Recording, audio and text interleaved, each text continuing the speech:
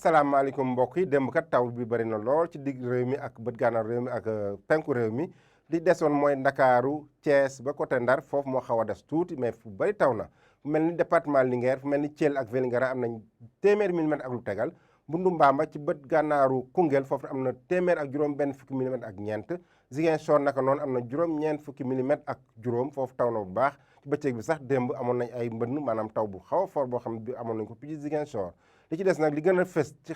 carte af maanaam nataalu temps fort météo bi mooy nañ xaar ay taw ci fu bari ci gox goxaan yi ci bët gànnaar réew mi penku réew mi ak digg réew mi te mën a wàlle ba ci côté bët saalum réew mi bu ñu demee nag tàngaay boo xoolee wàññeeku na bu baax parce que taw yi moo tax ñu xool carte Afrique ci nataalu niir ci Afrique sowu jant ay kaay niir yoo xam nañ ko am ci bët saalum réew mi côté Guinée côté Casamance côté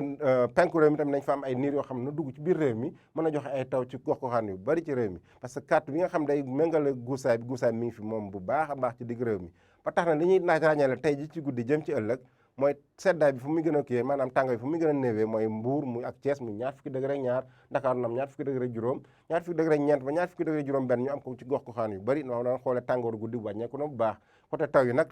diggante Ndakaaru Ndar ba côté Thiès foofu ay niir la ñu am na am ay taw par yenn saa ci guddi gi mais taw yi fi ñu koy gën a xaaree mooy bët saalum réew mi penku réew mi ak bët gànnaar ak côté Linguère ak Matam taw yooyu mën a wàll ba ci digg réew mi côté Louga Linguère ba Diourbel ci guddi gi bu ñu xoolee nag samedi bi ci suba gi nañuy xaar ay taw nañ ko am ba tey nañ ko am ci bët saalum réew mi am ko ci digg réew mi am ko ci penku réew mi parce que système bi nga xam mi ngi fi ba tey am na système boo xam mi ngi ci côté géej gi boobu mën na wàlli ko Mbuur ba dem ba Ndakaaru parce que Ndakaaru ak Mbuur foofu temps bu niis dañuy am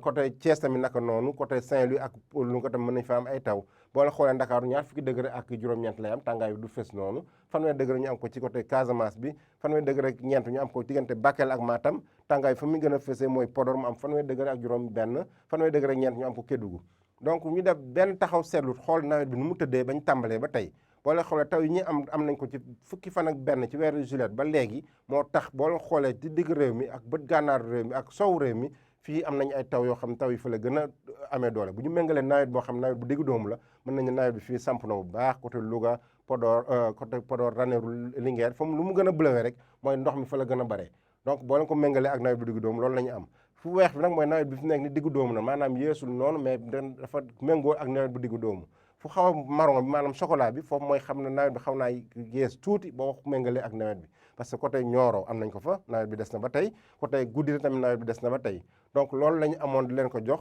leen xamal kat nawet baa ngi continuer seen météo tam mi ngi continuer di saytu niir yi ak di saytu temps bi ak yéen leen faral di partager loolu la ñu amoon leen dox di daje ba suba ak jàmm wasalaam